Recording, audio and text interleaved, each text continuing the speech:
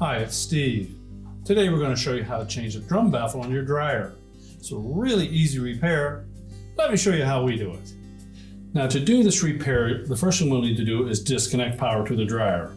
So either pull it far enough forward that you can unplug it, or locate the electrical panel, turn off the appropriate breaker, or remove the appropriate fuses.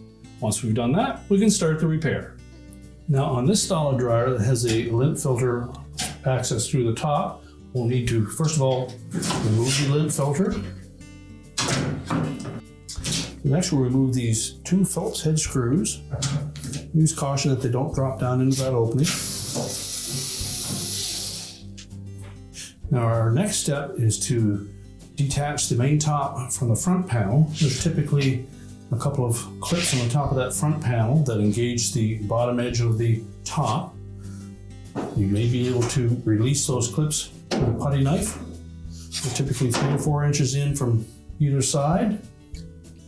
You may be able to depress the tab on that clip. If not, simply grasp the back of the cabinet and main top, pull it forward, and then lift it up off of that clip. Do the same on the opposite side.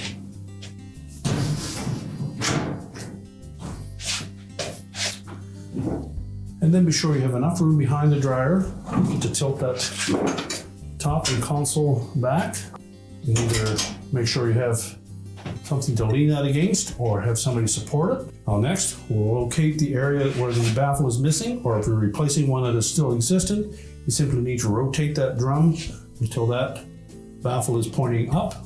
So just open the door, rotate the drum. Now with the drum rotated so that the baffle is at the top, we next need to remove the retaining screws. They're typically 1/4 inch hex head screws. Now you may wish to open the door and hold the baffle in place as you remove the last screw.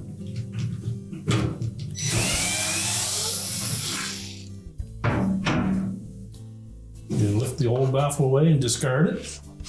Now the replacement baffle may look different than your original, but it is the proper part for your model. It just may be a different color. Now the baffle will only go on in one direction. The screw in the middle is not centered. So typically the beveled edge will point towards the back of the drum. So we're going to first of all inspect the surface of that drum, make sure that there's no debris in the way. We'll also inspect the holes in the drum and make sure that they're not elongated.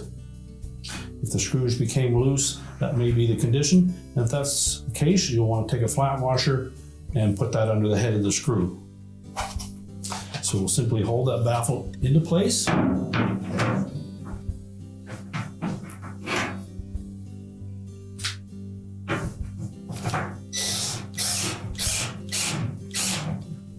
Use the original screws. The proper screws have 2 cutting edges on them, one high and one low. And they're specifically designed for threading into plastic.